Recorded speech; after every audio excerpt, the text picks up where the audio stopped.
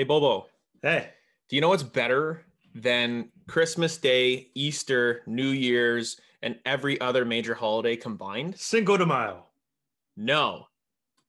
Trade deadline in the NHL is today. Yes, it is. Let's go. Let's have a good one.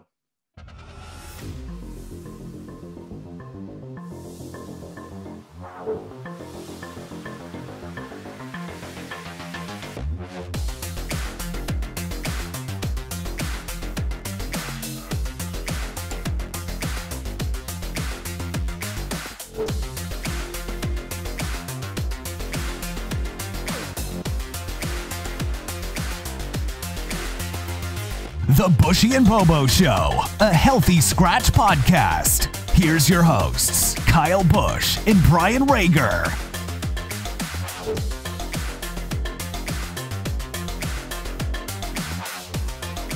Welcome back. Episode 7, Buschy and Bobo. The trade deadline extravaganza is starting today. We're actually, you're going to hear this after the trade deadline or tonight or tomorrow or whenever you're listening to it. But we are doing this live during the trade deadline. Yeah, it was, I know I went to bed later than usual last night, but I was up like a pig in shit this morning. Like we were up at the crack of dawn. We're like giddy schoolgirls. Like, oh my God, trade deadline. Okay. Nothing really huge ever happens anyway. No, but like, we're always looking at it, right? Oh yeah. It's the one thing we, like I said, how many times have we mentioned, like we do it every year. We get so excited. We get, yeah, it's like the presents under the tree, but it's kind of like, and then it's just like a lot of them you get socks, which is weird which now it's like I love if socks. I get socks, great. Oh, I'll take socks. I was gonna say toilet paper, but with mine and all that, everyone's like, toilet paper. Mine are mismatched. So as you can see now, we got a couple little thingies on us. So we got a couple buckets now available. Hats for people that don't know what buckets are. Buckets, hats. Yeah, because if you're just listening to it, you would be like, why the hell are they selling buckets? Yeah, so some embroidered hat. They're stitched. The logo there. My head is always so crooked. I can't figure out where to put it so it looks like straight. And on the back, we got the our little Healthy Scratch script logo there. Brian thought it'd be prudent to get like 36 mugs made. So if anybody wants a mug, you let us know. We do have stickers too, like the one that we got on there. But yeah, we got 3 stickers available. One is not that we're into like selling stuff, but I mean, it was fun to do. And if you're interested, not a bad hat. So yeah. Anyway, that being said, we're going to move into talking about trades that happened actually before the deadline. Happened pretty much just since April, because anything before April, fuck it. Well, I mean, it's April 7th. What are you, high? Well, I'm talking about, we're not going to go mention the March 27th, Brandon Lemieux for a 4th round. Well, I just did mention it. So. Well, I mean, Eric Stahl got traded. We mentioned that on a pod.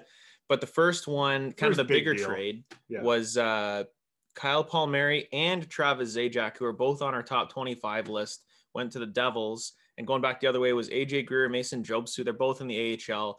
And they also got a 2021 first rounder and a 2022 4th round pick. So what do you think about that trade for the Islanders and for the Devils? For the Islanders, I like it. Like I said, when we did our breakdown there, and I had my crazy trade there of Line A going to the Islanders. Right.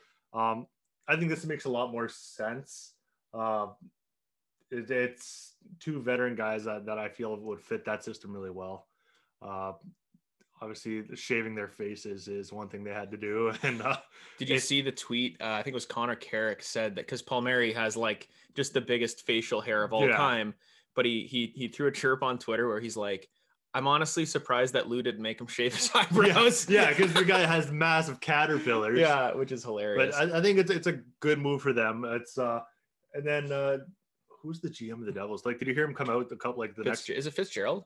Or is someone else now? Whoever it was, like the next day or whatever it was. I think it's Fitzgerald. He'd rather that first round pick be like a late first round, like the 32nd pick in the draft. He wants to see these guys win a cup. Yeah. Well, okay. That's you're saying the right thing. Oh yeah. That's definitely playing on and tugging on the heartstrings there. Like it's nice to hear, but it's I want them to be terrible. I want a higher pick, man. But like, yeah, sure, you want your players that you just traded to do well, but at the same time, like, it's a business, man. Yeah. But that's actually probably GM speak, so that they're like, players like, oh, like this guy actually cares, let's sign with the Devils now. But like, so the two AHLers, I think were kind of throw-ins. I mean, I think maybe look at it. It's maybe a contract thing. You got 2 contracts for 2 contracts. Yeah, both guys are, like I said, Greer seems like he's been an up-down guy for for a little bit of career. A little bit I saw on that when I wrote that article that we have on our website. Jobst is his second year playing pro. He was Ohio State's captain in college, but yeah, like I said, just to try to balance it out and make the big part of it is the first round pick. So yeah, I mean, the Devils got a first, and those guys, you know, Palmieri and Zajac. I thought Zajac was going to resign. Yeah, I thought Palmieri was going to Boston, but I mean, because he's a Boston. I think he's from Boston, isn't he? I think Palmieri's close. Yeah, we were both off on our. Yeah. So I think who wins the trade? It's hard to say, right? Like No, it's not. Say it. Tell me who wins. No, I think the Islanders win that trade.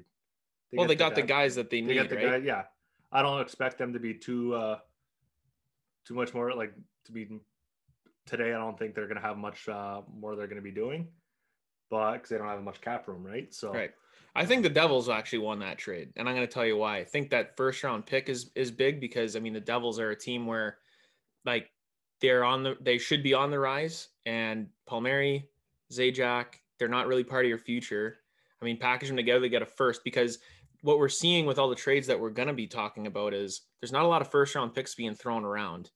You know, you're not going to get a first round pick for Kyle Palmieri straight up. No. And you're not going to get one for Zajac straight up. But here, you want both of them? You know, okay, now we'll get a first. So that's why I think that's a good trade for the Devils. But I see the Islanders have their guys too, but I just think the Devils got the pick. I am seeing what you're saying there. Like these guys, you said they're older guys, are not part of their future. That first round pick, that someone's going to be built around Hughes and right. So yeah, that was the first big one of the day. And that was April 7th. Right. And then the next one was, I mean, we're not going to break this one down like crazy, but the Hawks and the Panthers made a trade. The biggest name that you would know is Brett Connolly going to Chicago, which was a cap move for the Panthers. So, which is kind of scary because now Florida has tons of cap space for the deadline. And I mean, they could be poised to get a couple players actually. So just wanted to mention that one. Riley Nash went for a 7th round pick for Toronto. Big deal. Good for them. The Avalanche and Red Wings made a trade. So if you want my perspective on a Red Wings trade, so Patrick Nemeth goes back to Colorado for a 2022 4th round pick. Now, I like the fact that it's 2022 because Detroit this year has a ton of picks. I think they have 10 or 11 in 2021. So getting a 2022 and stocking up your picks for the year after as well. Absolutely. That's definitely a smart move there. I think there were some people that are, on Red Wings Twitter that thought maybe you get it more in the 4th round pick, but I don't think so. I think Nemeth is a guy that's just, you don't notice him a lot, which as a defenseman, like that's kind of what you want. Yeah. And that's kind of what Colorado is looking for. We said Colorado was looking for a defenseman. I thought it was going to be Brandon Montour, but like it fits a need. He's going to be on their bottom 6. With Detroit, he was top 4. Like, yeah, he goes to a team where he doesn't need to play that top 4. He could play that third defensive pair and just play that role, be that role player that they need. Exactly. Now, speaking of Brandon Montour in Florida, he ended up with the Panthers, which they have a need on the back end because Ekblad is out for probably the season, right? Yeah, I think it wasn't a matter of what if they were going to get a defenseman, but who they were going to get. Right.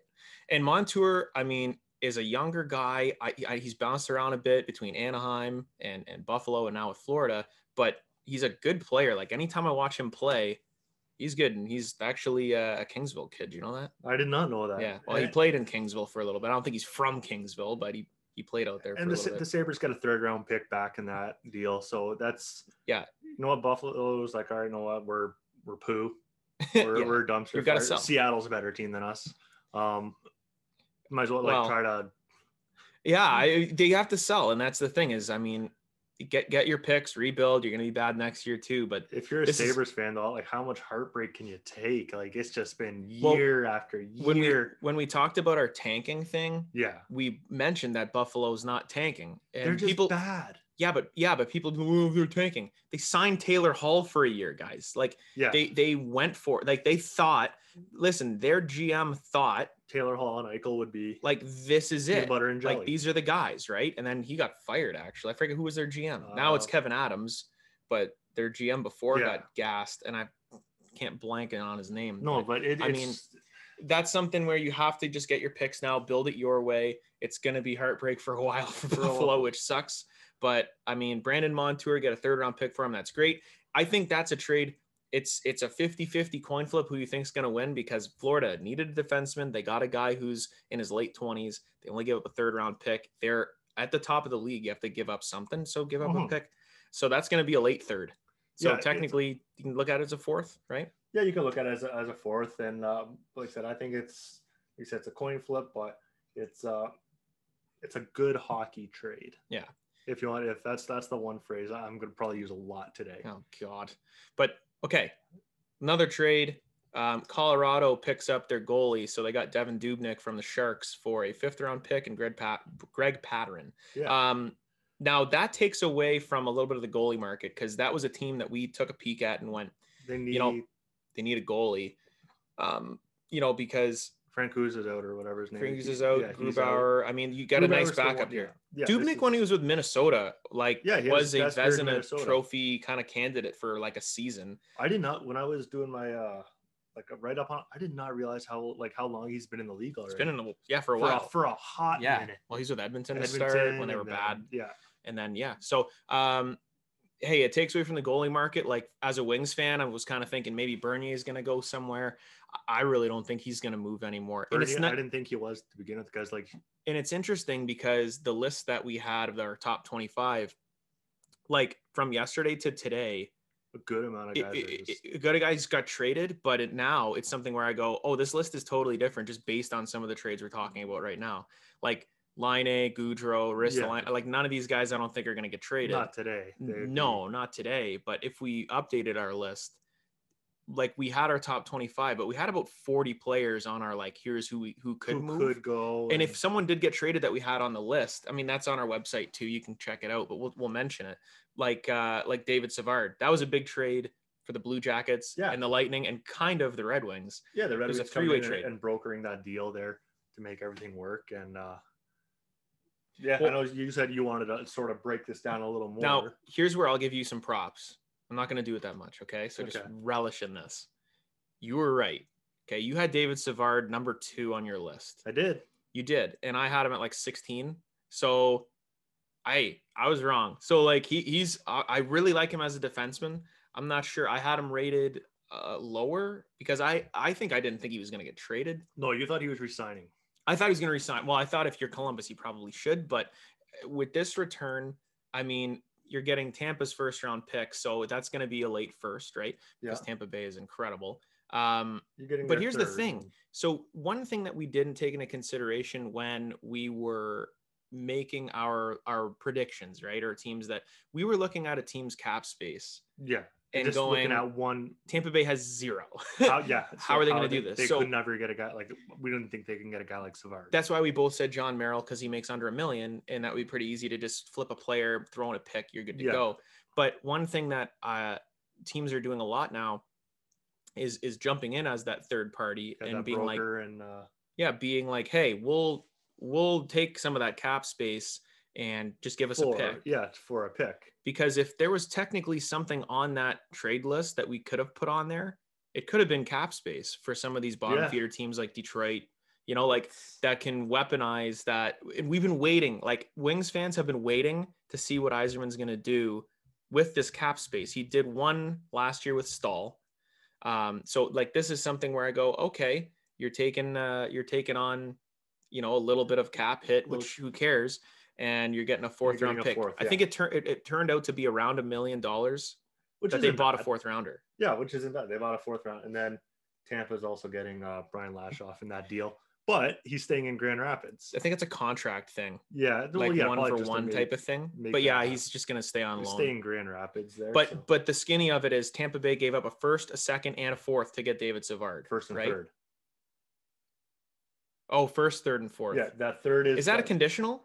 No, I don't believe so. Okay, I'm thinking of the Toronto trade of Foligno. So Columbus receives Tampa's 1st round pick in 2021 and Tampa's 3rd round in 2022. Detroit gets Tampa's 4th rounder in 2021, and then Yeah, Savard I mean, lashed off. Okay, who wins the trade? Columbus, like, they get a first out of it, which they did well. They did well there, and the third for the next year. So that's I like that. Tampa's just going to be scary though. Like, oh my they just God. boost their D line like, so much. I thought they'd get John Merrill. They got David Savard. Yeah, it's like, are you serious? That's ridiculous. Yeah. Detroit buying a fourth out of that. Like, it kind of works for all those teams. Like that's and that's how trades work. And I mean, spoiler alert, we have our statistician Hursty coming soon. Whenever he makes trades, I go, listen, man, you got to give up something to get something. You can't just throw out these fleece trade offers. They're gonna laugh at you. You have to have something that makes sense for both sides. With, if you look at from Tampa's perspective, they get a really good defenseman, right? Yeah, you look at Columbus's perspective, they got a couple draft picks. You look at Detroit's, they got a draft pick for cap space. It makes sense for all the teams. So I think at the end of the day, though, Tampa wins that trade big time. Yeah. Because Detroit went and helped out and said, here, we'll do this. Tampa wins. I think Columbus doesn't get screwed or fleeced or anything. I think it's a good return for them, especially with another trade they made later on, like a day later. So, right. Moving on later on the next day. So yesterday, there was a good amount of trades done. Well, we were talking about John Merrill, and I thought he was going to Tampa Bay. Yeah. From Detroit.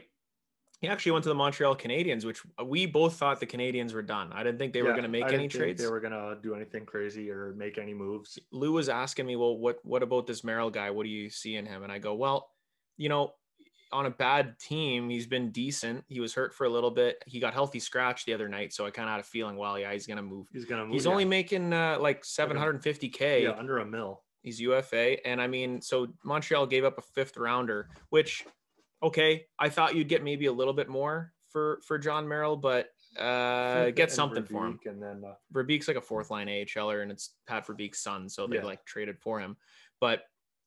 What else more to mention? They got a pick for him. We'll take it.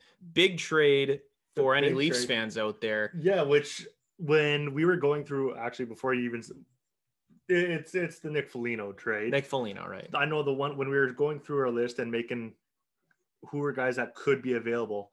I remember I said, well, Foligno is and you're like, nah. Well, he's their captain. I don't think they're going to move him. Hey, they did. And I mean, again, Columbus... They got some picks, man. They got another 1st round pick from Toronto, which is going to be a late 1st round. And then they got a 2022 4th. Well, and the thing too is, I mean, it was a 3-way trade. San Jose also came in to broker this deal. They gave up Stefan Neusen and they got a 4th round pick and they retained salary on Foligno. Yeah. So again, same idea with the Red Wings taking the pick taking the cap space for a pick for Tampa. The Sharks did it for Toronto. So Foligno is obviously like a locker room guy. You look at Toronto now, they have their young core, but they have now something they haven't had in a while. They're always going to talk about like veterans, Jumbo Joe, Wayne Simmons. But this guy sort of fits in between that Foligno Joe Thornton and like he's that middle. Spezza too. So you have some older guys, but Foligno is going to be a guy good in your locker room. He wore the C for Columbus. He's still a pretty decent player. He has the same stats as Adam Ernie on Detroit. So give me my 1st round pick for Adam Ernie, okay? With Nylander out too, like Galchenyuk's playing on the top line there on the left wing for Toronto. So he's a guy right now that if they wanted to, obviously he's got to do the quarantine. It could be possible he'll play that top line, that top 2. Right, and he's just a great guy. I mean, you could easily throw him on your 3rd line. You can have him kill penalties. Like he's gonna do what's needed for those guys, right? So I love the trade for Toronto. One thing we were looking at is, I mean, the Leafs have no picks the next few years, but that's part's for any Leafs fan that's really focusing on the draft picks part of it. Listen here, you got Matthews, okay? No, but here, so you haven't won anything in a long time. You've been bounced in the 1st round. You've had these awesome regular seasons, and you can't get the job done. At one point, you have to go chips on the table. We're going for this. We have to try now because the window isn't as big as you think because of contract situations. I'm not saying because of talent. They have, like you said, they have Matthews, they have Marner, they have these guys. Tavares, Nylander, Marner. Yeah. Well, I said Marner. Riley. So it's not like you're not going to have talent. It's just going to be harder to fill those gaps because your core makes so much money. You have to go for it now. And yeah, are you mortgaging your future? Yes, but you have to do it because you need this depth. You need these guys coming in to go far in the playoffs. Nick Foligno is a guy that I think can do it. As much as I would hate to see Toronto win, I mean, I would love to see it for anybody that's a Leafs fan because, maybe 10 years ago, I'd have been like, I never want them to win. Yeah, now I kind of go, you know what? I know so many people that love the Leafs and like they've been like dying for it. Like, let it happen, man. Like, finally, get it done. This is maybe a step. I think it's a big dub there for Toronto. Like I said, there's that point where you got to put your chips all in, and you know what? You're one of the top teams projected to go to the Cup Finals, and he could be that piece to help them. So I know we weren't really going to mention this one, but Mike Riley going to the Bruins from the Senators for a 3rd round pick. Talk about a fleece. Like I think Ottawa, like getting a 3rd round pick from Mike Riley. I mean, thanks. We'll take it. I mean, and then Boston, they make these moves, and I've said that before, where they make these moves where you go like, what are you doing? But hey, they got blown out last night, 8-1 by Washington. Yeah.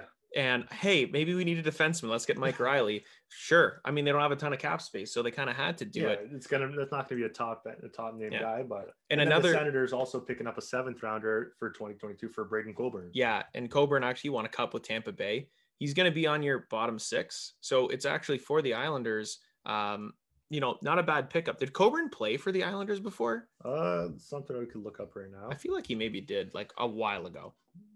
But he won the cup with Tampa, like we said. So he'll be on the bottom 6. It's nothing to really write home about, but to give up like a conditional 7th to get a player like that's a veteran that can, just kind of be that guy and just be solid and not really show up that much.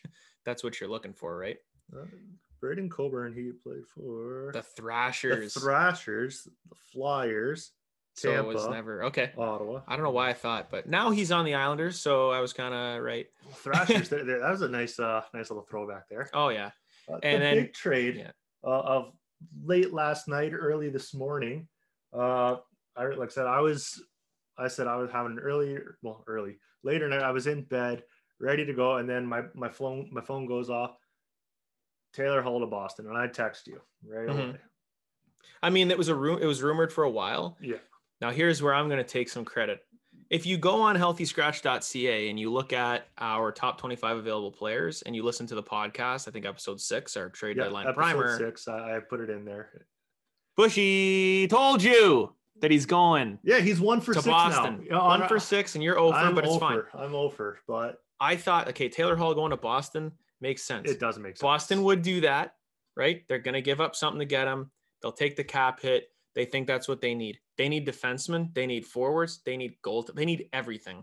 So I think they're in this weird position where if it doesn't work this year, you got to blow it up because they got Pasternak. Bergeron's getting older. Marchand. I mean, he's 30, 31, 32, something like that. Yeah. He's no longer a spring You got to chicken. retool it somehow. But what do you think? Like I said, I think it's a great move for Boston there.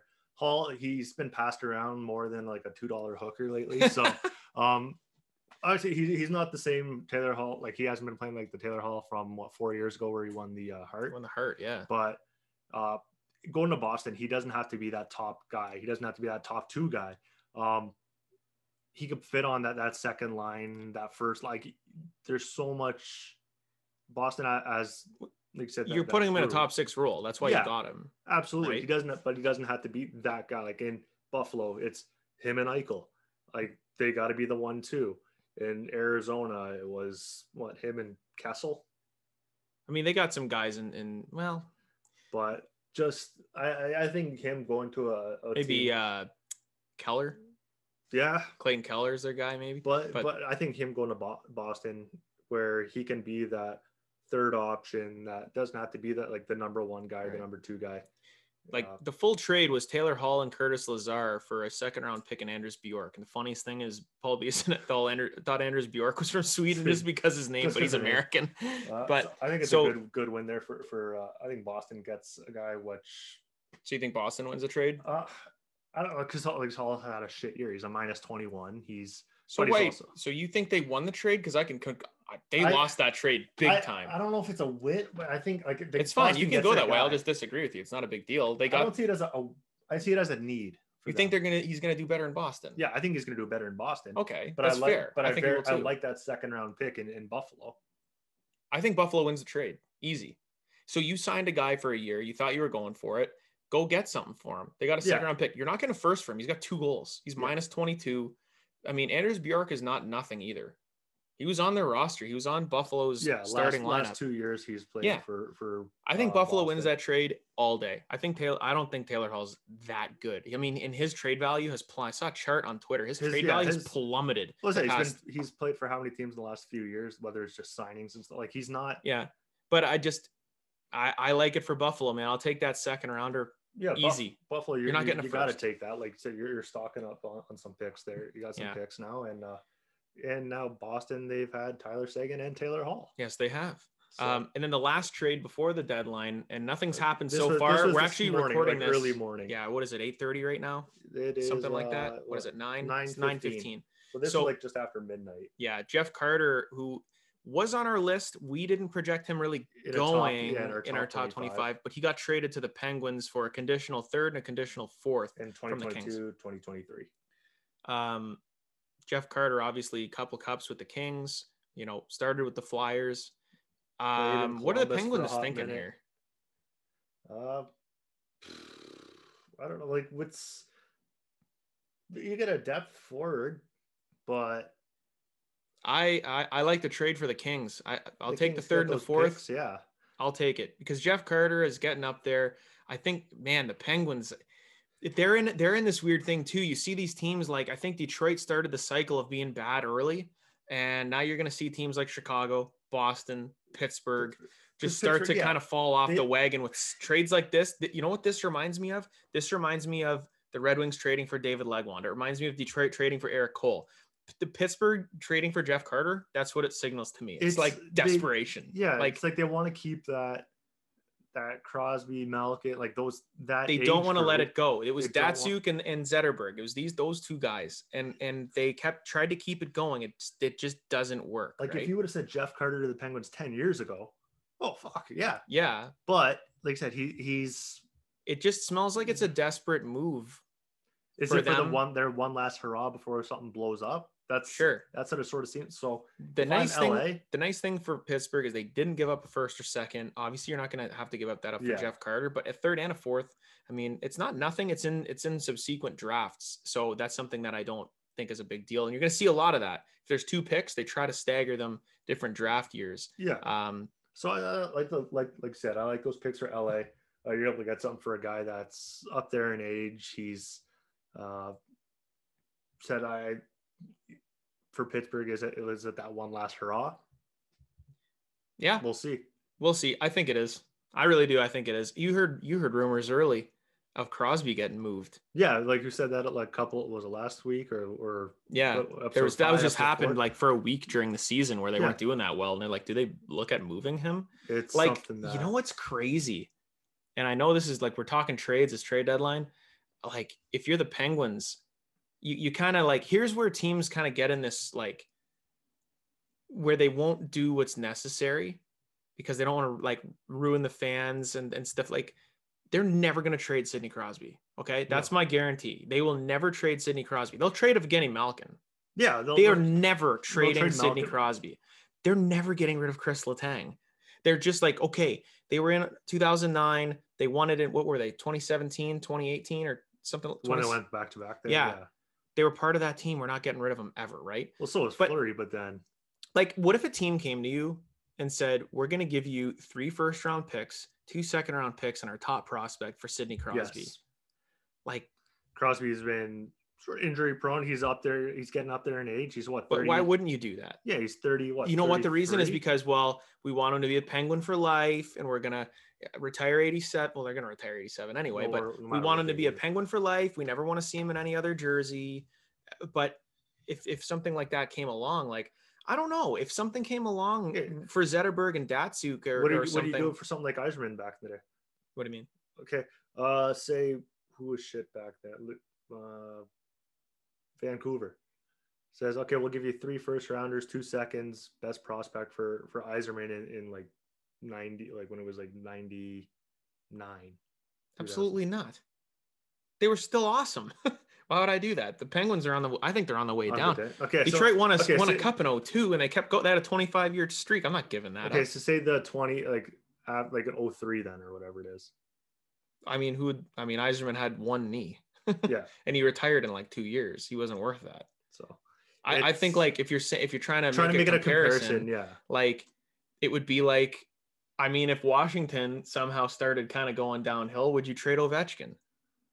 Which I think he'd leave for the KHL before that. Yeah, that's the thing with him being a Russian, right? He'll be like, all right. The thing that doesn't work with the Yzerman comparison is he wasn't the player he was even in the late 90s. Like he was a different type of player. He wasn't worth that much. When you're talking about him, when there was the whole rumor about him going to Ottawa and the Islanders, where they were going to trade him for Alexei Yashin, or they were going to trade him for Pat LaFontaine.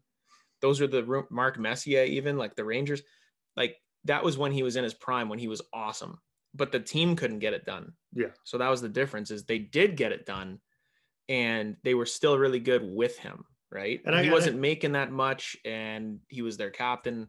Like he wasn't going anywhere. It was like, like if I said 99, like you said, they were still like 97, 98. They won the Cups. 2002, they won a Cup. So Detroit was still in their prime. A good comparison would have been Datsuk and Zetterberg in like 2015. Yeah. Or 2014. Like that's when it should have happened. If they were like, you know what, we're going to speed this shit up. That's when you trade them, where it's like they have some value still, but then you hang on to them. And then Datsuk basically, they cost Jacob Chikrin, because they traded down in the draft and got Cholowski to take Arizona, took his cap hit. Zetterberg, technically he's not retired yet, but long-term he's done. Yeah. You didn't get anything for him. Franzen, you didn't get anything for him. Lidstrom didn't get anything. Rafalski didn't get anything. So you kind of look at it and go, they allowed them to retire. Yeah, that's great for the player, but they didn't get anything for them. Yeah. They got Stanley Cups. Yeah. They got Stanley Cups. That's what you want. But if you wanted to keep that going, that would probably have been the way to do it. But Ken Holland kept retooling, right? And tried to go for it every year, which I get it. You want to be competitive. But at one point, enough's enough. So with Crosby, maybe in a year you see something crazy where he moves, but it would have to be something where, like I was saying, like, dude, Colorado would be insane. He'd have to go somewhere, or it would be an insane thing. I think there'd be a lot of picks going back and forth, prospects, but absolutely. I don't think we're going to see a huge trade today. Honestly, I think we have our top. I think our big trades have, like I said, I think Raquel will be going today. I think Ekholm's getting traded for sure. Unless it's in the offseason before the expansion draft. But I think for Nashville, it's best to do it now, because I don't think you're going to have a ton of leverage once you get desperate coming towards the expansion draft. The reason why we think Ekholm has to get moved is because Seattle in the expansion draft is probably going to take one of their defensemen from Nashville, because I think the Predators are going to probably go with Yossi, Dante Fabro, Ryan Ellis, and you can only do 3 defensemen. So Ekholm would probably be the one that would get picked. If I'm Seattle, I'm taking him if he's available. So might as well try to trade him. You got to trade him now. Get some value. Yeah. And I think he has more value now than in the offseason. Just as that desperation. And so we'll see how it goes. We're going to be popping back in whenever the next trade happens. And we'll kind of go through it. When Hursty's here, we are going to break down I'd say minor Flames trade, bigger for the Leafs. Yeah. So stick around. Yeah. Oh, wait. All right, so we brought in our Calgary Flames correspondent, Andrew Hurst. The boys loved him so much last time on the pod. We had to get him back. So welcome back, Hursty. We had a trade between the Flames and the Leafs. We want to get you to break it down. David Riddick going from Calgary to Toronto for a 3rd-round pick. What do you think? I thought, they might be able to get a second, but looking back, Taylor Hall only getting a, 2nd-round pick. The 3rd looks pretty good right now. Yeah, and I got 3rd. It's going to be a late 3rd because Toronto's doing pretty good this year, standings wise. But like for your backup goalie with like a $3 million cap hit UFA, it's a pretty good deal, right? So you guys got Markstrom. He's the guy going forward. We don't need him. Expendable asset. let's pick up the picks and start retooling and rebuilding this thing. Exactly. You might as well get that pick since you can't, since you're not going anywhere this year. You're not making the playoffs. Like I said, get that pick, retool. Yeah, so I think good trade for the Flames. Like for the Leafs, they need a guy like Anderson. Who knows what the hell's going on with him? Campbell's won 11 in a row. And I don't think they want to go with Hutchinson. So, I mean, Riddick's a good backup. Yeah, they don't call him Big Save Dave for nothing. and we were saying, like, Riddick was the guy like a year ago, 2 years ago, before they got Markstrom. He was their starter, and it looked like he was probably going to be their guy, right? But yeah, he played well. It's crazy how it changes so quick. Yeah, right? For sure. Well, when you lock Markstrom up for 6 years, right, things definitely change. And maybe it's something where, you know, you can get a guy like Dustin Wolf eventually be like a backup, you know, and he doesn't have to really do much because you got Markstrom there. They do have a bunch of guys in the system. Tyler Parsons as well, who struggled but was a high prospect. Dustin Wolf as well. You know what's interesting is since we did that pod on the Flames, they've been so bad. They're only 3 points ahead of Detroit points wise. That is insane, dude. The reverse standings are looking pretty good now. Yeah, I know. So do you see anything happening with the Flames today? Like, do you see any moves being made? Like, is there anybody? I could see Sam Bennett possibly going. There's a lot of talk of maybe Mark Giordano going because of expansion draft. You don't want to, you know, save him possibly when you got Anderson, Valimaki. Would Valimaki be exempt though? He might be actually. So because you got Tanev, and Giordano. Yeah. So you'd have to give up. Yeah. So the thing is I think you have to protect Giordano because he's got a no trade clause or no movement, right? No. He doesn't? No. Oh, so then then you don't have to protect him at all. I don't think anybody's going to take him. Oh, I think you might lose him to Seattle for nothing if you don't move him now. So well, I'm thinking of it from Seattle's point of view. Like, do you take that guy? He's 37. Like, who else would you take from Calgary? Nobody. So then who knows? Would be possibly the guy to take. Yeah. Yeah. Oh, I mean, maybe. The only problem. Modified no trade clause. Modified no trade. Yeah. So I think it's a no movement, maybe, or is it? He can be traded too. Okay. It might be a full. I don't know how those rules work for the expansion draft. I'm pretty sure he can be taken if they don't protect him. So the only problem is, and just looking at a lot of the cap space and stuff like that, there's limited teams that could pick him up because of his cap hit. So like one team that keeps popping up is the Florida Panthers. Like they have a ton of cap space. Making that trade where Connolly went to the Blackhawks, they opened up a bunch of cap space. But they did bring in Brendan Montour. So. They brought in Montour, but he doesn't make that much. No. They still have room to make deals. They can still get a forward. They can still get another D. There's definitely some room there with the Ekblad injury for sure. We were talking before about how they can maybe bring in a third team like the Red Wings did with Savard and the Sharks.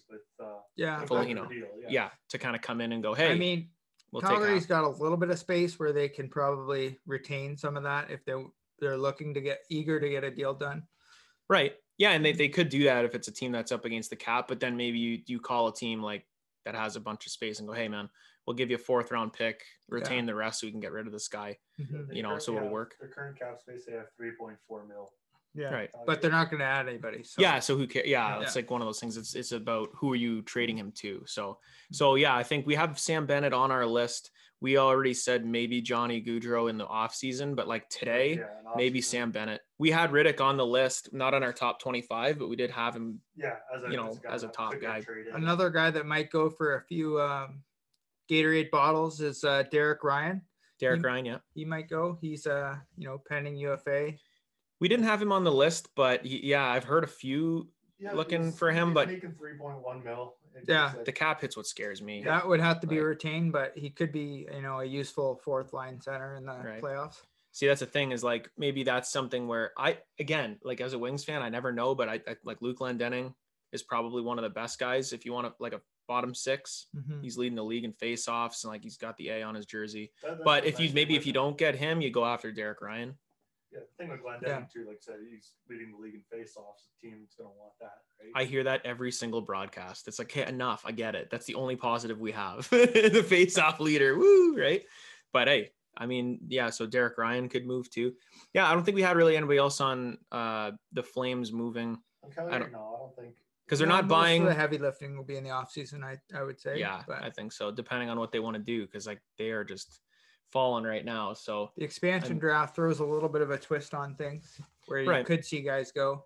So you think maybe Gio, Bennett, Derek Ryan. I think those three, we could take a peek at that. So if any of those guys get moved or if the Flames do any other moves, we'll bring Hursty back in. And if there's a big trade, because Hursty loves his big trades, we'll bring him in and we'll see what he thinks. So stay tuned. We'll go from there. Hasn't been any trades yet. We're at around 10 o'clock a.m. So next one. We have noticed is how fat Jeff O'Neill is. Oh my God, O-Dog.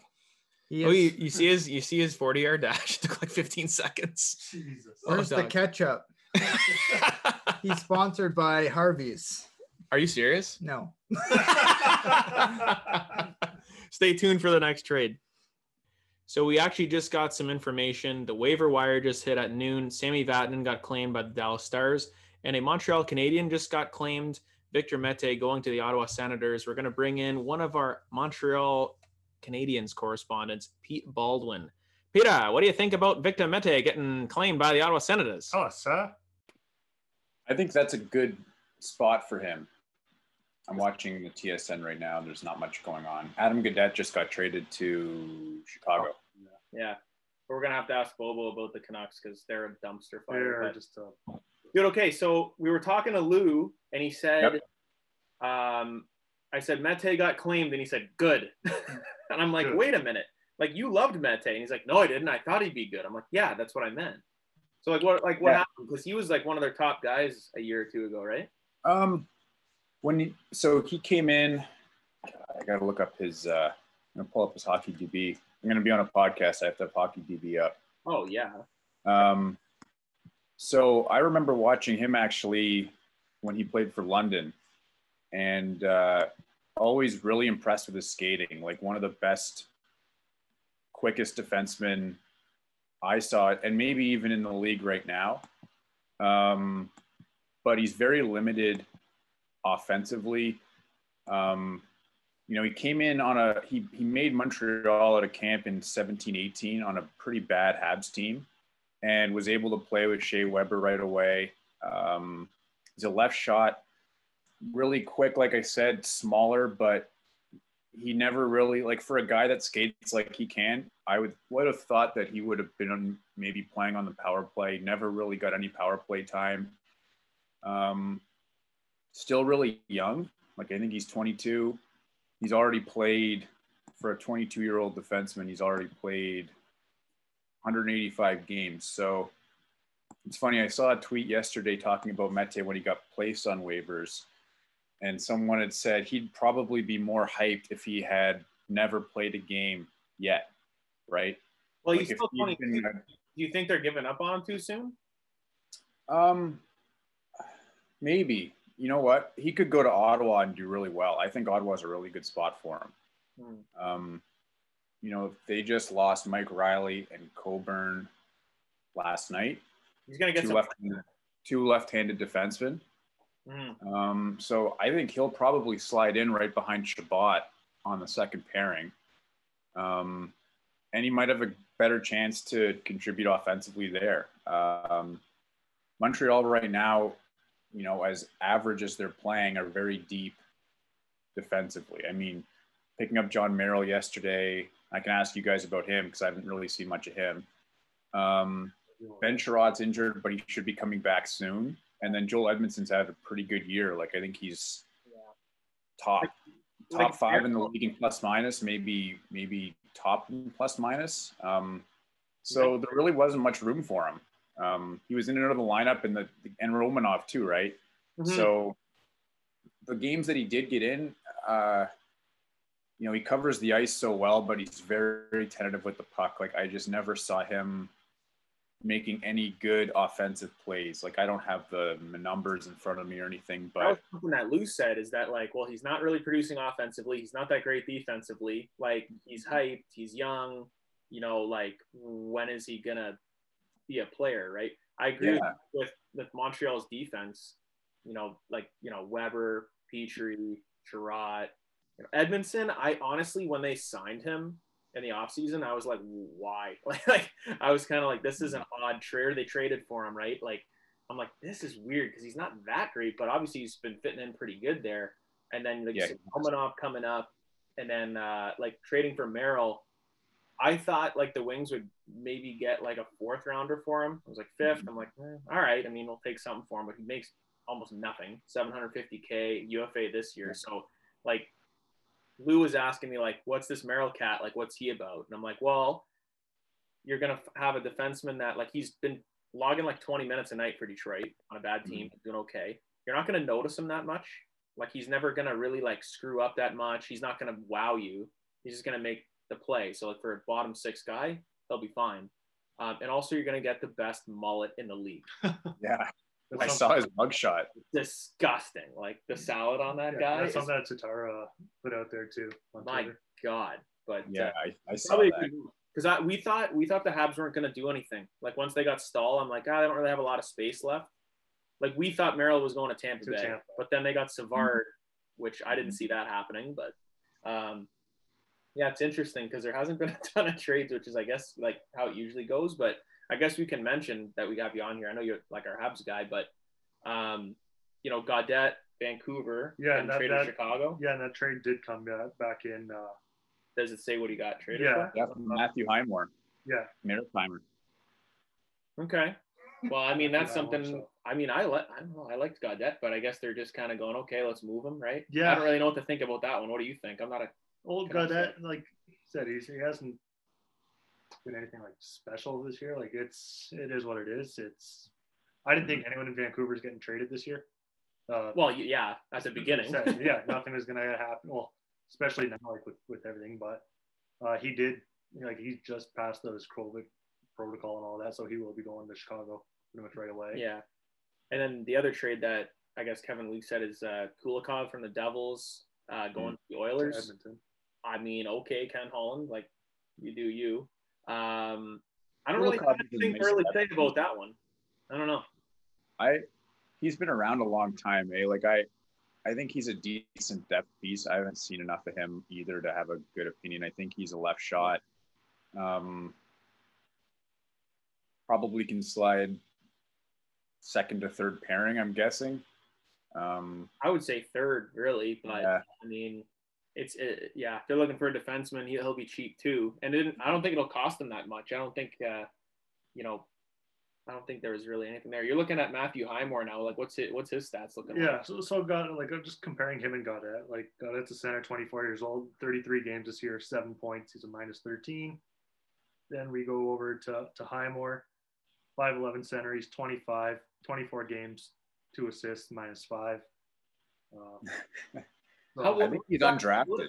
What's Gaudette's cap hit? Or is he RFA, or what's the scoop there? Because here's the thing, and maybe we can ask Brian this. Okay, so Pete, did you see the other day Jim Benning literally? So he signed Tanner Pearson to like a 3-year extension, which for it was like 250,000 more or 3,000 or give him a little raise more. They would have been able to get to fully. Like, is that 3 times 3? 3 times 3.5 for Pearson? Yeah. So here's the thing. He goes, I don't foresee any cap issues. They got to re-sign Peterson and Hughes. I have no cap space. So Gaudette's at 950,000 this year. Is he RFA? Contract. He's free agent after this year. He'd be free agent. He'd probably get a little bit of a raise, but I mean, so they're trying to move him to make cap space. I don't know about that one, but so Brandon Sutter fine apparently, according to the Jim to Jimmy Boy. Yeah. I don't know about that one. So they are shedding some salary though. Brandon Sutter's a UFA, making 4.37. So Jimmy VC and Travis Boyd are both UFAs. That's about $1.5 million between the two of them. Alex Edler's going to be a UFA, $6 million. Broke that down. Whatever episode that was, we went through the Canucks roster. They're still screwed because the thing is we tried to project what Peterson, what Hughes are going to make. Peterson is going to get a big contract. Hughes is going to get a big contract, and it's the problem with it is that you can get those guys signed by Sutter's gone, the guys that you just mentioned, but the problem is, you're losing those, let's say 3 guys, let's say 4, right? And then you sign Hughes and Peterson. Well, how do you improve your team now? If you have 3 guys that are going to You just lost 3 depth guys to keep the same guys on your team and give them a raise. So now technically you're worse. I don't think you can. I think you're right, Brian. I don't think you can. I think you have to. I think at this point you have to admit that, maybe you need to take a step or 2 back and build around the core that you have. They've got Horvat for another 2 years for a pretty good number, 5.5. I think is a really good deal for him. I think maybe they could end up bridging, maybe they do a short-term bridge with either Pettersson or Hughes.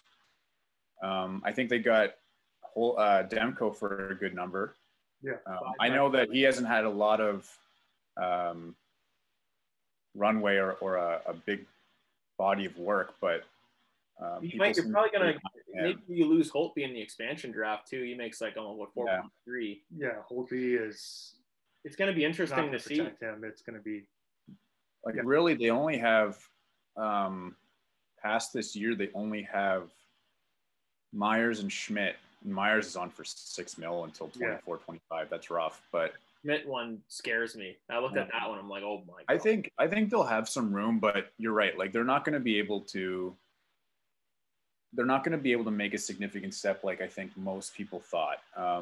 Unless someone like Yul Levy turns out to be a stud, right, on defense, or you get a guy that's young that out of nowhere that pans out, right? Like one of your top prospects comes. Like I was even talking with him about Podkolzin. Mm-hmm. I was just going to mention him. Yeah, we were talking about we mentioned the top 75 like Craig Button had, and Podkolzin was in the top like 5 last year, top 10. He dropped to like 30 or 40 or something because it was like, is he going to come over? Coming over. To me, he didn't look good in the World Juniors. Again, this is a amateur scouting report, but he didn't wow me. All amateur. Yeah. But he didn't wow me. Like I heard a lot of hype behind his name, and to me, he didn't stand out much in the games I saw. To be like, but get him over here and maybe he starts in Utica and then get some games. And I think you expect Höglander to take a step. Tyler Mott as well. Other than that, maybe you don't go forward next year. I think you can shed a bit of salary, see where you're at. But I really honestly like the kind of core that they can build around. Like I think I think it's just a matter of I guess identity. Like you could argue last year's playoff run was a bit of a mirage, right? Like win a round and then kind of exceed expectations. But when you look at Horvat, Besser, Pettersson up front and Hughes, I think that's a pretty good core to build around. Plus you're locked in net for a while. I was looking up, like, I don't know, like I think DiPietro's, I know last year he put up really good numbers in Utica. I'm not sure how he's been this year. Yeah, he hasn't played much in Utica because he's more like on that taxi squad, so he's not. Utica's only played a few games, so. You know what? I don't think you can panic too much. Definitely disappointing this year, no question. I thought they were going to be a lot better. But for other rebuilding teams, I think they've got a pretty good core to build around. It's just a matter of not overspending and putting the right pieces. Like I think they've been victims of overspending, right? Like Jay Beagle, Roussel, Louis Eriksson, right? So it's hard to do that and kind of handcuff yourself when might get a buyout from them we were talking about. Yeah, thinking about possibly that. Yeah. He's a Canucks guy too. This guy can break down things better than we can. Everything. You see the Habs doing anything else today? I don't. I really don't know if they have space. I wouldn't be surprised, like if Bergevin was to do anything. I mean, they're in a weird spot. Like they can go 3 or 4 games where I'm like, they look awesome. Everything's clicking. Lou says it's like the last few games they just look terrible. Yeah. Saturday was probably the worst game I've seen them play all year. And I think Gallagher getting hurt is a big loss. Like, I think he's still one of the more underrated players in the league. I mean, he doesn't put up a lot of points in terms of sheer numbers, but he's like a 25, 30 goal player. He's the drink energy-wise. Like, he's a high-energy guy. Yeah, he is what drives their engine for sure. And him and Deneau and Tatar were really clicking. Stahl coming in, I mean, he scored that overtime goal in the first game, but he's been invisible the last 2 games. He's slowed down a lot. I think he still has a little bit of value putting him in the right situations, but I think comparing him, like I compare that move with them bringing in Corey Perry, who I think has been great. He's been contributing on the power play. He's kind of playing in a third line role, but he's able to move up and down the lineup, and he still gets around okay. Like, he's really shifty down low, makes very smart plays with the puck still, and Stahl just looks a step behind to me. And I think that, I don't know if Suzuki and Kotkaniemi have taken the steps that a lot of people expected this year. Kotkaniemi will forever be probably compared with Brady Tkachuk just because of the draft. And it pains me to compare the two right now, because I think if you asked, 20 hockey people, probably 18 or 19 would say Tkachuk's the better player right now. Right now, though.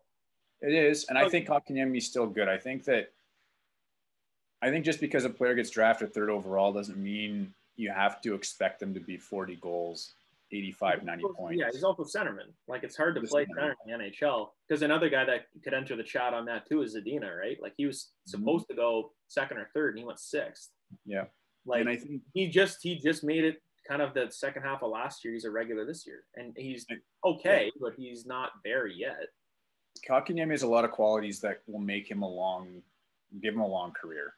He's a pretty strong player. He's got a hard shot. He skates well. He can get up and down the ice quickly, and I think he's developing into a pretty good 2-way forward.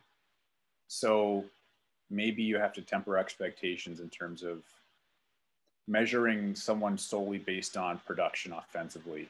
I think he can be a guy down the road when he's in his prime that can be a shutdown, like a good shutdown 2nd to 3rd line center. I think he could be like a David Krejci. Kind of bring it full circle. To bring it full circle with Mete, getting claimed. I think one of the hardest parts about being a prospect, probably in a Canadian market, like an Original Six market, is just like that pressure. Like, especially in Montreal. Especially Montreal, yeah. 100%. Mete, Romanov, Kotkaniemi. I mean, honestly, one of those things where we can bookmark this 3 years down the line. What if Romanov turns into another Mete? You know what I mean? Like, because right now, it seems like same guy. Mete from three years ago, same thing. Romanov, everybody's like, wow, this kid coming up. So that's the thing, is like sometimes, and even in Toronto, like the fact that Matthews and Marner are like thriving like that, that's tough, man. Like they actually made it, and they're like, okay, we're legit. But they had to go through those growing pains too, where so much is expected of them because they're top picks, and like, wow, we could have had this guy. Montreal. They're harder markets to right. It's either show up or shut up, and So 100%. I think Toronto's made some really good moves. I think Nick Foligno for what did they give up? Like a 2nd and 2 fourths for him. 1st and a 3rd and a 4th. 1st, a 3rd, and a 4th to San Jose. There's a 3-way trade. Yeah. 1st and a 3rd. I think San Jose only got a 4th. I don't think there was a 1st at all. They took the cap space. So like, okay. Same thing with the Savard trade. Like, Detroit came in and said, hey, we'll take his other half of the salary cap if you give us a pick.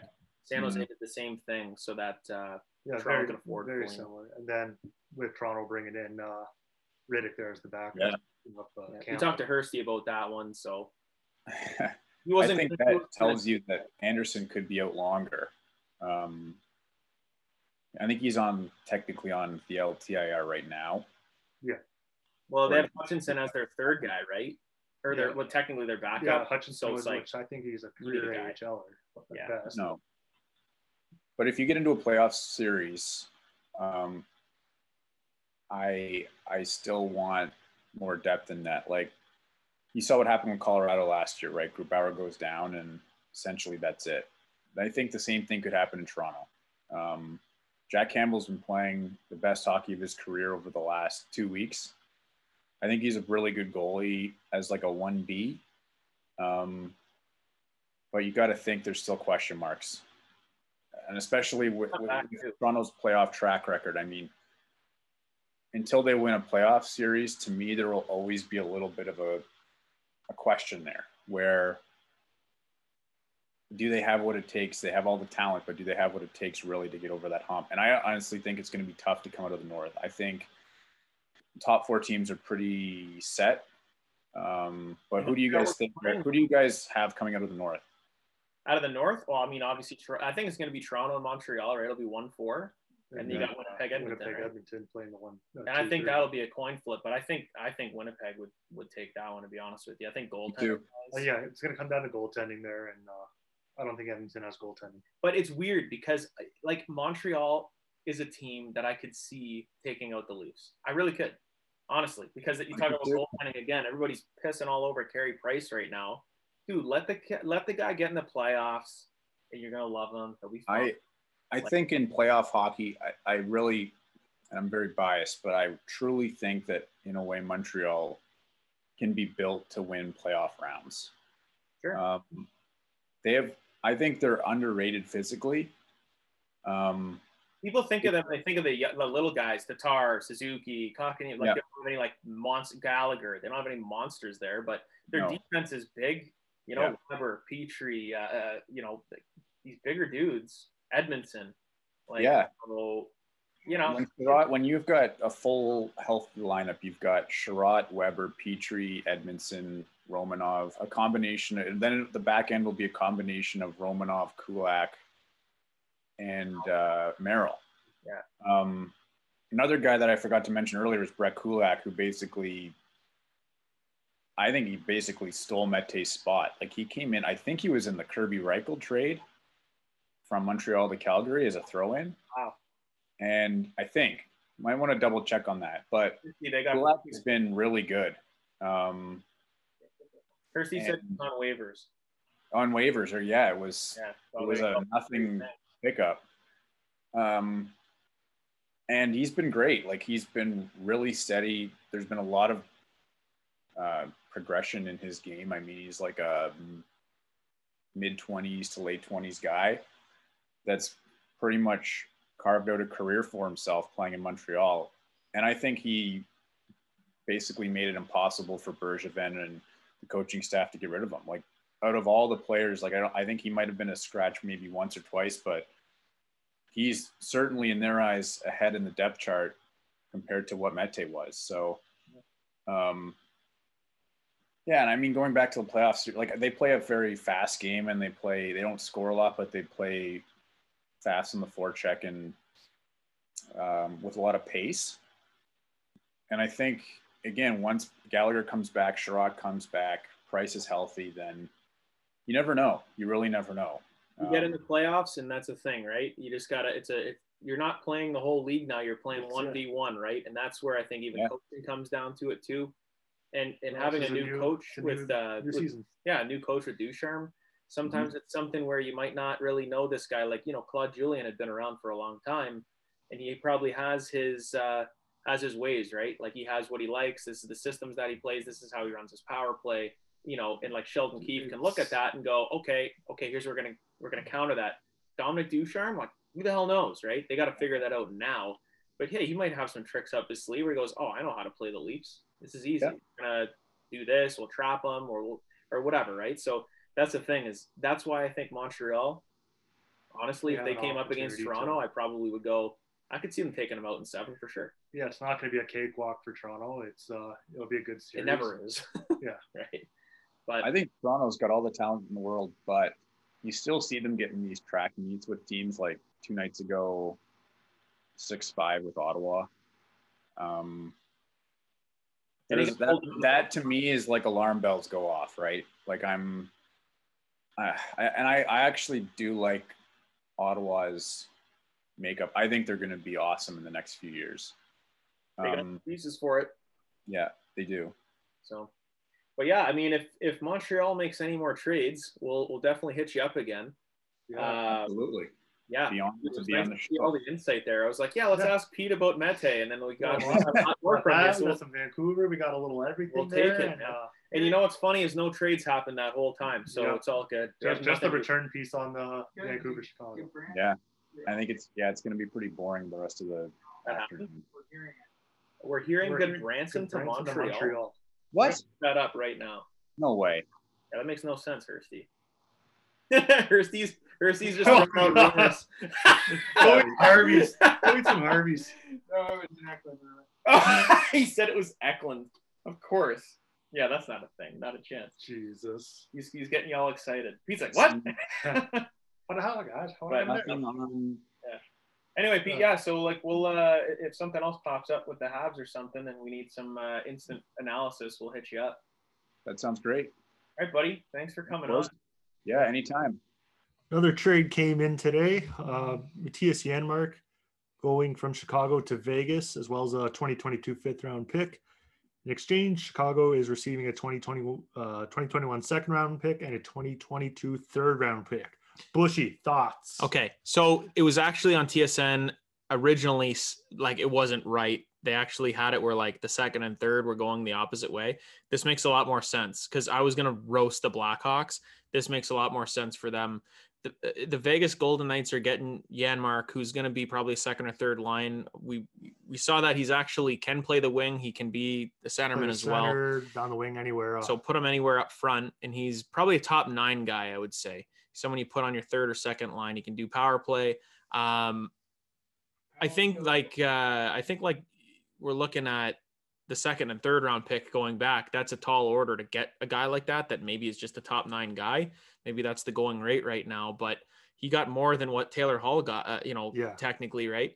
TSN had him number 1. We didn't really have him in the top because I don't think we thought he was going to get moved, but here we are, right? Yeah, here we go. He moves to Vegas, goes to a team that's obviously a contender, and Chicago gets a couple of picks back and see what happens. Yeah, because Chicago's in more of that rebuild mode right now.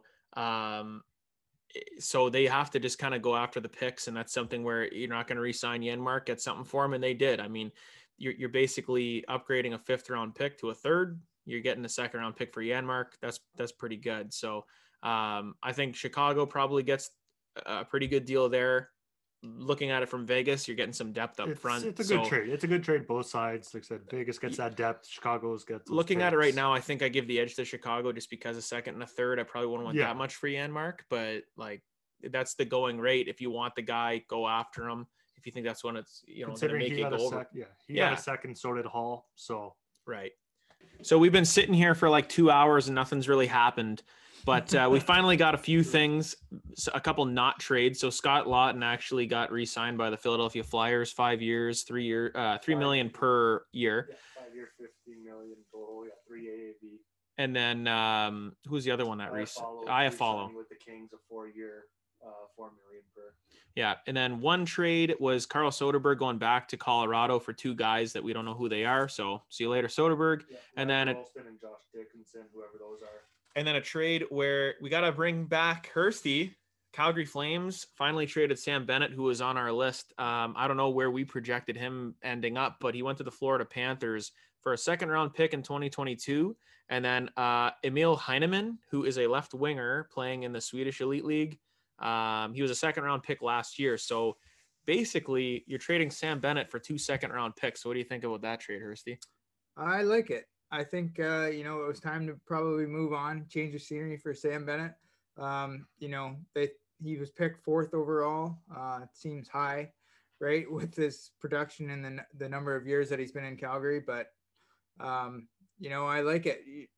You never know. It's a crapshoot with this COVID draft season. So you could end up getting a gem in the 2nd round, right? So you just don't know. And again, that'll be a late 2nd round pick. Florida's doing pretty well this year. It depends on how far they go in the playoffs. But I mean, you're also getting a prospect that was picked pretty high, which makes me wonder, why are the Panthers giving up on him? Is it because they really see something in Sam Bennett? Like, hey, this guy is a 4th overall pick. We can get him going here. He's got a spot. Yeah, Heineman's not signed with Florida. Like he wasn't signed. So they have the rights for him. He was picked 43rd overall. Last year, they said that 2nd round pick. He's playing in the top league in the Swedish league this year. Who's he playing with? Leksands. Yeah. So in 43 games, he has 13 points, 7 goals, 6 assists there. Played for Sweden at the World Juniors. 1 goal in 5 games there. And that's it for him this year. He played on the. But he's young. What is he? 19 maybe? Yeah, 20. He's young. He's 19 years old. And he's playing in the men's league. So he's playing in the men's league. He's 6'1", 185, left-hand shot, left winger. So yeah, we don't really know much about him, but I think it might help Florida a lot with their playoff run here. I don't even know who Florida's second center is or third center. Do you? I mean, we were looking at them because it was something where like we had the depth charts up and everything, but I mean, maybe Brian can pull up Daily Faceoff and see. Like who's behind Barkov? I mean, Huberto's on a wing, right? Wenberg? Yeah, we got Wenberg right now as second line center. So if you want to put Bennett there, you really could, right? I mean, they're talking about, is he a center? Is he a winger? Even the third line. Who's their third line center? Achari. Yeah. So, I mean, he could play, top 6, top 9, winger or like very versatile winger, center. Yeah. I think it's a good trade for Calgary. It's a good trade for Florida. I mean, granted, I think Florida gave up a little bit to get him. I mean, geez, if you're giving up a second round pick and a guy you picked last year, I mean, maybe Florida knows something about Heineman that Calgary doesn't, or maybe they just went, you know what, isn't really fitting our plans. Let's move him to get, or they see something in Sam Bennett, obviously, that, they think he's going to really fit their scheme. So, hey, decent trade for the Flames. They knew he was going to move. I mean, that was pretty obvious that he was probably going to get traded. So eventually, yeah. So anyway, I mean, there's Hursty, another appearance from our Calgary Flames analyst. The only other thing too, going back, I know the Matthias Janmark trade you mentioned earlier. I guess there was a broker team in that deal with San Jose coming in to broker that, and they're just getting a 5th round pick in 2022. There you go. So just to retain some cap. That's kind of something that's happened. Detroit's done it twice. San Jose's done it twice. So we're actually only 4 minutes away from the deadline at recording this. So trades usually go on maybe an hour or two after with the trade call. So, I mean, we'll see. There was really not a ton that happened today. It all happened yesterday, but hey, we'll stay tuned and hopefully there's something else to report here. Yeah, maybe Tree Living doesn't get fired. All right, so it's now past 3 o'clock. It's almost 4 o'clock. Not too much happened, obviously, up until the end here. A couple trades coming at the end of the deadline. Because if people don't know, the deadline was at 3 o'clock, but if you are in the trade call, if you're in the queue, they only kind of approve one trade at a time. Once you kind of call in, like trades can come in after 3 o'clock. That's usually how it goes. So Brian's going to run through some of these trades. Honestly, a ton of them were kind of like, who cares? It's been a boring day, to be really honest with you. Not a lot of depth moves. So starting. The Canadians get defenseman Eric Gustafsson from Philly for a 2022 7th round pick. The Leafs had defenseman Ben Hutton from the Ducks from a 2022 5th. Wait, you don't want to break any of these down? Fuck that. Keep going. Nashville gets defenseman Eric Goodbranson from Ottawa for a 2023 7th round pick. That's a big fall for the former 3rd overall pick. San Jose acquires Alexander Barabanov or whatever his name is from Toronto for Antti Sumela. And O-Dog has no idea who he is. Yeah, so. He just loves his cheeseburgers. The Carolina Hurricanes and the Ducks made a trade. The Ducks acquire Hayden Fleury, who we originally thought was going to be. We thought it was going to be Rickard Rakell, who did not get traded. We thought he was going to Carolina unless for there's sure. Something in the queue, but he goes to Hayden Fleury goes to Carolina for Yanni Hakapana and a 6th round pick. The Capitals acquire forward Michael Raffle from the Flyers for a 5th. My Canucks actually make a few moves here. Here we go. They trade Jordy Ben away to Winnipeg for a 6th round pick. Okay, so, what do you think about that one? You can break that down real quick. Jordy Ben, like I don't really see him fitting in with us moving to the forward. So it's a take what you can get. Yeah, we got a pick for him, so I'm happy with that. And then Vancouver, we make a deal with the Blackhawks. Vancouver gets Red Wings legend. Defenseman Madison Bowie and a 5th round pick in exchange for a 4th round pick. We interviewed this guy. Yeah, and know what? Bowie is something the Canucks looked at signing him before training camp, so they ended up getting him for and a 5th for a 4th. So Again, it's a get where you can't, like, you got to flip something there. You're just getting your mid-round picks, right? Exactly. Okay. And then now listen, it was just a boring day. Listen. Okay. It was a boring day. We waited like for a while for this, and we were just praying, like, come on, something happened. Everything happened yesterday. We're sitting here sipping whiskey and ginger ales, eating wings and stuff, just like kind of hoping something would happen. And all I could think of was like, hey, what are the Wings going to do? They got rid of Merrill. They got rid of Nemeth. Like, is Bernier going to get traded? Is Bernier going to go? Denning going to go? Yeah. Are any of these guys going to move? Stahl? Probably not. Guys, but even if they did, you're going to get a mid-round pick or a fourth or something where I'm like, okay, cool. You did a Jordy Ben trade. You did a Madison Bowie trade. Okay. What just happened after 3 o'clock, probably around like 3:30, 3:40. Yeah. Kevin Weeks drops a bomb on us. Big bomb. Anthony Mantha got traded to the Washington Capitals. Listen to this return, because I'm like, oh my God, holy crap. They're giving up one of their guys that they just signed last year to a 4-year deal at a pretty decent cap hit. So they get Jacob Vrana, Richard Panik, a 2021 first-round pick, and a 2022 second-round pick. What a fleece job. Dude, Steve Yzerman. Steve Yzerman's a wizard. I honestly, I haven't found anything that he's done wrong so far. He's a wizard, Buschy, and a fucking good one. He's a wizard, Harry. Like, I couldn't believe when they said Mantha, right when they said Vrana, I'm like, oh, okay, cool. He's a young kid. He's 25 years old, Stanley Cup champ. He's been healthy scratch because they're not playing him, but like stats wise, he's a scorer. And he has one of the best pictures of all time. He does. We talked about that with his tattoo that's on his wrist. That used to pull up the shirt. He was drunk as hell after the Stanley Cup win. But then, like, hey, Richard Panik, they said 2, right? Kevin Weeks said Vrana and Richard Panik. I said he's 30 and more. And I'm like, oh, what the hell is this more? Yeah, what is Connor more? McMichael? Is it a high pick, a low pick? Yeah, what is this? Mid-round, late-round pick? Or because I think, like, Vrana in his own is 25. He fits the core of that team a little more, where like Larkin's 24, Zadina's young, Sider's young. I see what Yzerman's trying to do. Yeah, Vrana's a year younger than Mantha, so.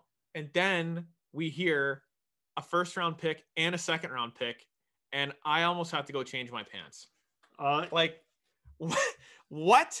Dude, so what does Yzerman know about? Is it Brian McClellan that's the GM in Washington? What dirt does he have on him? Does he know, like, is he messing around with someone? Is he, like, who knows? All I know is this is robbery. We saw the thing on Twitter from Kevin Weeks. Yeah. And then we saw, like, LeBrun and all that going. And then we're watching Trade Center. And then TSN for the second time today or third time today, they fuck up their board. Well, because I thought the second round pick was going from Detroit to it looked like Washington. It was going to be Mantha and a second to Washington. For those guys, which I would have been like, okay, but and Panik. But this is... get it all verified and whatnot, and it's Detroit's coming away with the King's ransom. And then I'm gonna pull up something actually. So our buddy Zinger messaged us just like some real quick thing, because like everybody's texting like is pretty like, wow, that was a great return for Mantha.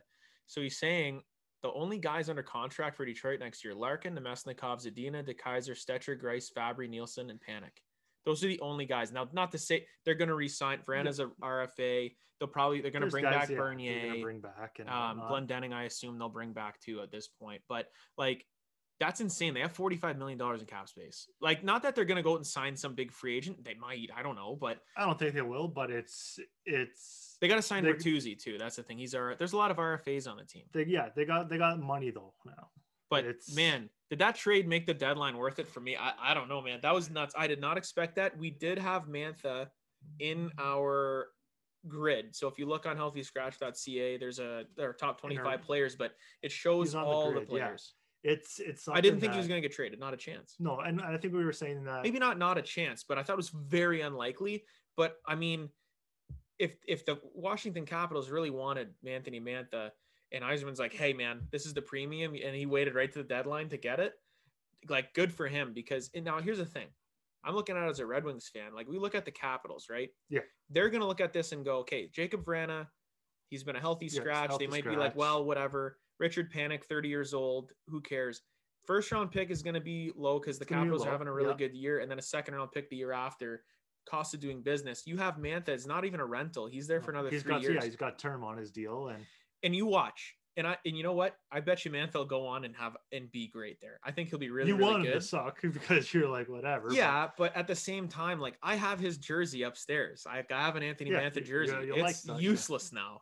But like, and I did like him. But honestly, man, like, from watching some of the Wings games this year, he's been a kind of a ghost where he is a big body. He does have that speed, right? Yeah.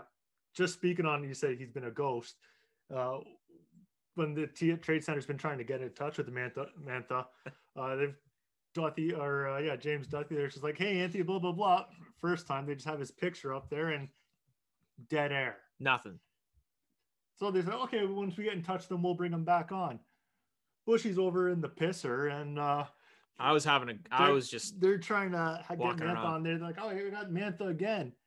And it's dead air. So that's just then Duthie's like, oh, there's the ghost of Anthony Mantha. The thing with Mantha is I always thought he would be kind of like Franzen, in a way where he was a power forward that could move, had a really good shot, had good hands. And I really honestly and I loved Johan Franzen. I got one of his jerseys too, but I really thought Mantha had the potential to be like Franzen's here and like Mantha's up here because he could skate. I think he was a better skater than Franzen. I think that, it was something where I think Mantha's a 30-goal scorer, but he's just this year, I don't know what it is. He's just not showing it. He had a better year last year on a really bad Wings team. They're better this year. It just hasn't really worked for him. And I don't know if that's coaching. I don't know if that's the lineup, who he's playing with. But even when he was with Larkin and Bertuzzi at the beginning of the year this year, it wasn't really going that well. Now, he was getting some goals. A lot of his goals, it was garbage time, or he'd be, getting a goal where it's like, oh, wow, that was lucky. But not a lot of like, I'm going to create my own chances. I'm going to drive that. Like, he used to drive the net. He used to use his body. He used to just fly by people, muscle them off and jam one in. He hasn't been doing that this year. I don't know if it's a motivation thing, but at the same time, like, we're watching some of his highlights right now where it's like, dude, this guy can score. Like, it's the one thing that listening to Trade Center, what some of these guys are saying, Bob McKenzie and whatnot, that it's a good hockey move. Like, it's not, like I said, it's not a rental move. It's something that Washington this year, they get that power forward. That's he's 6'5" or whatever. Yeah. Big boy. That big boy, that big body, where hopefully, like,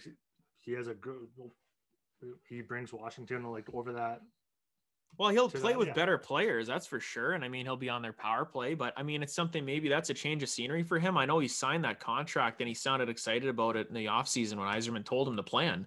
He said, like, you're part of our core going forward, but did that give him some kind of like weird, like I know some players kind of get it where like they don't have that motivation because they're told you're one of our guys and there's nothing more to work for. Because that's what it felt like. Because that's how the way he was playing. He's able. So like, okay, I'm guaranteed for 4 years. I'm part of the future. Yeah, I got my money. I got my money. I could take my foot off the gas a bit. Right, and I think that's what happened. And you know what? That signals to me that Yzerman is not dicking around. He's going, you know what? Like, then you're out. And that's weird that people know what type of guy Yzerman was as a player. Yeah, where he demanded that you shore the line, you do what you need to do. And if you don't, he would just go to Scotty Bowman and be like, hey, get rid of this guy. He sucks. Like, he's not working. Do your job or fuck off. Come on, Mantha. Like, you knew this was going to happen if you were going to play like this. And that's it. And I think Detroit got a great deal. It makes the trade deadline totally worth it for me. I don't think any trades have trickled in after the Mantha one. I just refreshed on the TSN trade tracker. I'm not seeing anything. Taking a quick look here on Twitter, but I don't expect to see too much more coming in because we would at least see another something come in through the Twitterverse or on TV or whatnot. Been there were legit, nothing happened here. There were legit talks between Anaheim and Vegas for Getzlaf. I guess, however, Getzlaf said the only place he was considering that he would go would be Vegas, but they don't really have a lot of cap space, so there would have been something. Probably a broker deal or something like that, but there might be other trades coming in, so we'll keep on it and we'll get back to you if there is. So that does it for a trade deadline special for the Buschy and Bobo podcast. It's our first one. First one as a healthy scratch. Yeah, production. Yeah, it's sort of boring, a little boring throughout the day. Not much going on, but We got some fireworks at the end. I was pretty excited at the Mantha deal. That we were able to get it ended on a we kind of said the Mantha one was probably the most exciting one for sure. But the other one, low key, that was pretty good was the Sam Bennett one, that Hursty we were talking about. Basically 2 second-round picks for Sam Bennett is a pretty good deal. Especially when you do all that comparison, like we were comparing it to the Hall deal earlier. It's hard to compare these trades because teams have different needs. They have different thoughts, different general managers. So it's like, you can't just look and go, well, Taylor Hall got a second-round pick and so did, it's like, yeah, but he's got 2 goals and I mean, he wants out. And hey, it just like I said, remember last episode what I said?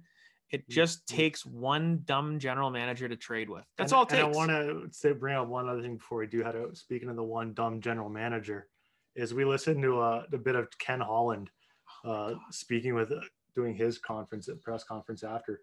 And what was the one thing that you found on Twitter? What he said? Well, he said, I think you can't be going for it every year. You have to pick and choose. It's like, buddy, you've got McDavid and Draisaitl. You got to be going for it every year. You have the best players in the league. Like, that's what you were doing in Detroit. Is this some weird thing where he thought like, oh, I'll learn from this? It's like, you got your guys in the prime. You got to go for it. And all they did was get Kulikov. Yeah, good luck with that. Guy doesn't have a visa. Trade. Yeah. He's hoping that he gets on a plane in a few days and go from there. So just, a fun day. Thanks to Hursty. Thanks to Pete. Yeah. For coming on today. And, you know what? It's been a fun day. Some great commercials on TV. I'm never buying Pepsi Zero. Is that what it's called? Oh, it's on right now. Yeah, Pepsi Zero with this stupid song. Turn around. And then like James Duthie's in on it. I tweeted him twice and been like, not that they care, but no.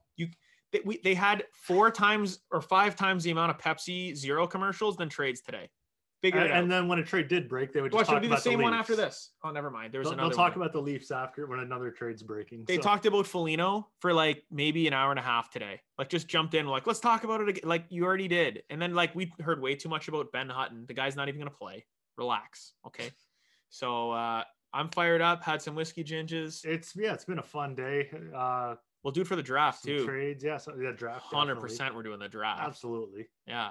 So again, 7th episode in the books. Look forward to the 8th one where we're going to kind of see that stretch run for teams going to the playoffs. So we'll see you then. Yeah. Have a good one. Cheers. See ya.